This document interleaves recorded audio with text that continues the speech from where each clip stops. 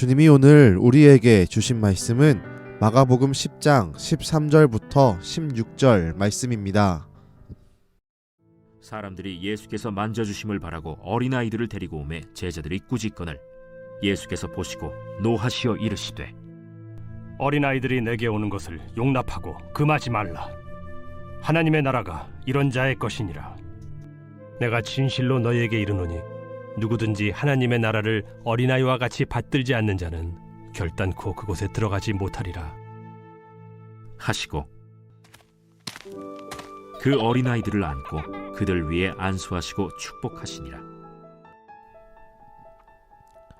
사람들이 아이들을 예수님에게로 데리고 나왔습니다. 예수님이 아이들을 쓰다듬어 주시기를 바라는 마음에서였습니다.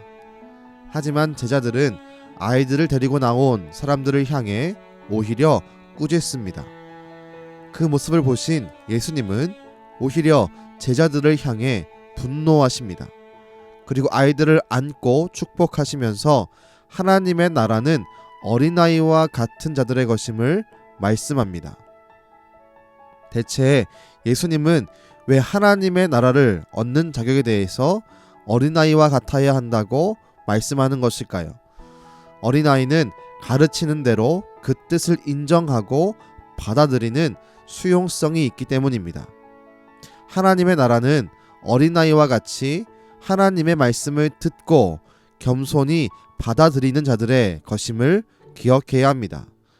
성도는, 우리는 어린아이처럼 하나님의 뜻을 받아들이는 삶을 살아야 합니다. 이 모습이야말로 하나님 나라의 백성이 되어 이 세상에서 살아가는 자의 기본적인 자세입니다. 교회는 성도들에게 하나님의 뜻을 분명히 가르쳐야 합니다. 교회는 예수님이 가르쳐 주신 하나님 나라의 가치관을 바르게 올곧게 가르치고 알리는 일에 힘을 써야 합니다. 그리고 성도들은 그 가르침에 마음을 열고 있는 그대로 받아들이고 믿어야 합니다. 그때 우리는 진정한 성도로 세워지게 되고 우리를 통해 교회가 다시 건강하게 세워지는 선순환이 이루어지게 됩니다. 우린 지금 나에게 들려지는 하나님의 말씀에 어린아이처럼 있는 그대로 수용하고 인정하며 믿음으로 받고 있습니까? 우린 나에게 들려지는 하나님의 말씀에 순종하는 삶을 살아가야 합니다.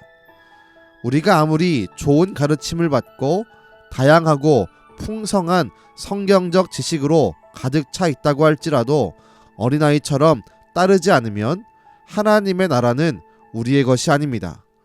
우리는 말씀 앞에서 언제나 어린아이가 되어야 합니다.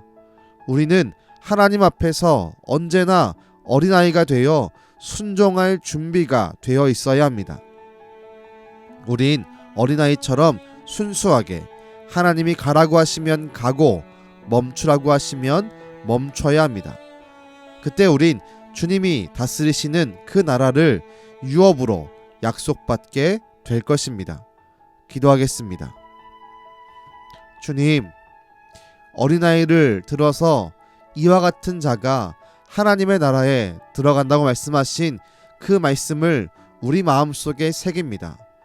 주님, 우리가 언제나 주의 말씀 앞에 또 하나님 앞에 어린아이처럼 순수한 마음을 갖기를 간절히 소망합니다.